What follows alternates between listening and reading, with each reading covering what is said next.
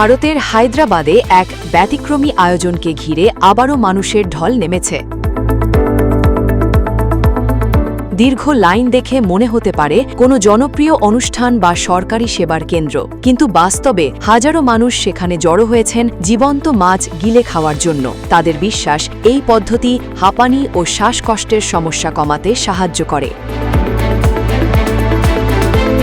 হায়দ্রাবাদের নামপল্লী এক্সিবিশন গ্রাউন্ডে অনুষ্ঠিত এই আয়োজনে অংশগ্রহণকারীদের একটি ছোট জীবন্ত মাছের মুখে বিশেষ ভেষজ মিশ্রণ ভরে তা গিলে খাওয়ানো হয়। আয়োজকদের দাবি, মাছটি গলার ভেতর দিয়ে যাওয়ার সময় ভেষজ উপাদান শ্বাসনালীতে পৌঁছে শ্বাসতন্ত্রের বিভিন্ন সমস্যায় উপকার করে।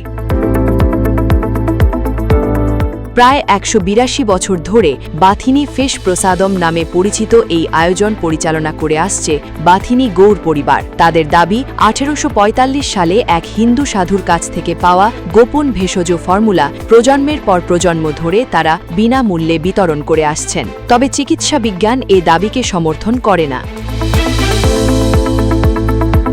ইন্ডিয়ান মেডিকেল অ্যাসোসিয়েশন সহ বিভিন্ন স্বাস্থ্য বিশেষজ্ঞ ও গবেষকরা বারবার বলেছেন, হাঁপানি নিরাময়ে এই পদ্ধতির কোনো বৈজ্ঞানিক প্রমাণ নেই, বরং জীবন্ত মাছ গিলে খাওয়ার কারণে শ্বাসরোধ, সংক্রমণ সহ নানা স্বাস্থ্য ঝুঁকি তৈরি হতে পারে।